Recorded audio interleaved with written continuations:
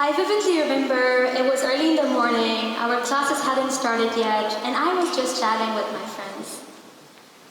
Suddenly, I heard a very loud sound, and when I looked up the sky, my eyes could not see anything but a dark curtain that had occupied the sky. It was smoke. As I was looking at it, my heart started to beat rapidly, and my brain did not allow me to think of anything, but commanded me to run. Run as fast as I can. So I took a step, left my books, pens, notebooks, and most importantly, my friends. I was running to the playground with all the strength that I had in my body, but by this time I was hearing a series of short bursts. They were bullets. It felt as though they were firing underneath my feet, and now the bullets would hit me and stop me from running. I was running to the other side of school, away from the main entrance and towards closed classrooms. My classroom was outside in the schoolyard. Some of our classes were actually outside because our school did not have the budget to build us proper classrooms. This happened to me when I was in 7th grade in 2013 in Jalalabad, Afghanistan.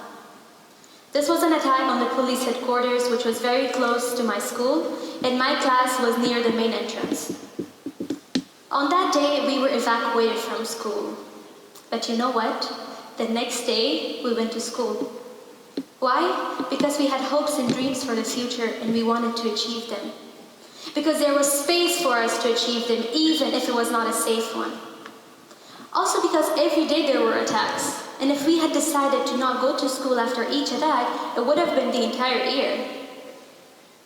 Attacks had become a part of our normal lives, and we were used to it. Attacks at schools, at universities, offices, mosques, and basically everywhere. There was a possibility that an attack could happen anywhere. But getting used to them did not mean absence of fear. There was constant fear from the attacks of Taliban, from the attacks of ISIS, from the attacks and airstrikes of other foreign parties on Taliban, and sometimes even on civilians. Some of these soldiers admitted that they killed Afghan civilians for sports and collected their fingers as trophies. There was this war between two groups only for political gains, and we, the civilians, had to suffer. During that time, even if it was not safe, a woman, a girl could go to school, could go to university, and could work in many different fields. They could become doctors, lawyers, engineers, entrepreneurs, pilots, anything they wanted to be. However, unfortunately, this is not the case right now in Afghanistan. This change happened on the 15th of August, 2021, a black day for millions of Afghans, a day that will never be forgotten by Afghans, was when the Taliban took over Kabul. I could say that was the worst day of my life. During that time, I was in the Philippines, and I remember there was deep grief and sorrow on everyone's faces in my family. There was silence, and no one could really believe that. It was as if I had lost someone important to me, as if someone beloved to me had died. However, the pain of losing our homeland was not enough when the Taliban announced the closure of all universities and secondary schools for girls. A couple of months after they take over, they reopened the universities. 7 months after their takeover, they announced the reopening of schools. The next day, every single girl went to school because they had been waiting for this moment for 7 months to once again work towards achieving their goals. Unfortunately, when all these girls, with their high hopes, went to schools, the Taliban told them to leave. Once again, their hopes were shattered, and once again, they were broken. Up to this day, the doors of schools for girls aged 12 to 18 remain closed. This means that not a single Afghan girl graduated from school in year 2022. On the 20th of December 2022, they announced another ban, banning all female students from universities and higher education. This decision came during the exams. There were some students who were only one exam away from graduation, but the Taliban did not allow them. Many of my friends were also at universities. They would tell me, why did we study so much and so hard? Why did we go to school for 12 years? Why did we work so hard to get into universities? Just to be banned from them one day? I can't even imagine how hard it is to see your fellow male classmates go to universities, take the exams, and graduate, but you can't. The only crime you have committed is being a woman. In the past 20 years, there have been great development in education, especially for women and girls. During the Taliban's takeover in 1996, they banned women from everything. From 2001 onwards, women started to go to schools, universities, work in NGOs, work in government offices, and be active members of society and work towards a developed and peaceful Afghanistan for the next generation. However, all that development of 20 years was wiped just because the international community had faith that the Taliban had changed. The international community allowed them and gave them power through Doha peace deals in 2020. These peace deals were between the Taliban and another foreign third party.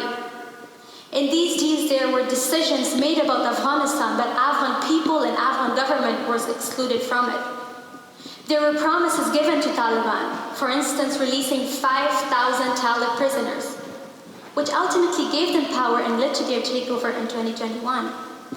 The reason to which 19.8 million Afghan women are banned from education, work, traveling, parks, gyms, and the list goes on. This is all happening today in 2023. With all the developments in human rights, today we are unable to give women their basic human rights. The right to education, the right to work, the right to equality, and the right to live. With so many violations of human rights, I see very little attention. The war in Afghanistan have been going on for more than 40 years since the Cold War. People have been suffering, their rights have been continuously violated. These violations of human rights are so much on the daily basis that the international community have normalized it. I remember before the Taliban's takeover, there was not much attention. But the moment Taliban took over, the entire world started talking about Afghanistan. But that attention slowly died. However, since the beginning, Afghans inside and outside of Afghanistan have been striving to stand and protest for their rights. One of these protests were on the 14th of January 2023, a global movement for women and girls of Afghanistan, in which more than 25 countries and 54 cities participated. I participated in these global movements in Vienna. But to my surprise, there were very few non-Afghan participants. So I started questioning myself, why do I not see so many foreigners standing in solidarity with Afghan women? Why is no one really interested? This became apparent to me when I noticed the lack of coverage of these global movements on the channels that I usually follow. I've even noticed the lack of interest in the community that I live in. I've seen people who are more eager to stand and raise awareness about other issues, but choose silence when it comes to Afghanistan. So what does this silence imply? And how is this silence felt by the Afghan women? International community's silence is equivalent to banning Afghan women. Afghan women are not only banned by the Taliban, but also by international community, by you. Not only that, but your silence contributes to the empowerment of Taliban. There are several ways through which you can improve the situation, even if it's to a small extent. First and foremost, learning about the situation, raising awareness, standing in solidarity with Afghan women, going to protests, and even sometimes doing individual protests and actions in your own community. Then helping in creating online school projects. There are a lot of projects in which you can volunteer by making videos or providing online learning facilities to Afghan girls. Or you can even make your universities and schools offer online courses. I know that the situation in Afghanistan is complicated, but silence is never the answer. I would like to end with a message from Afghan women. We have been beaten, broken, and banned, but we never gave up and will never give up. We will stand again, rise again, and shine, prove that injustices against us will never prevail. Thank you.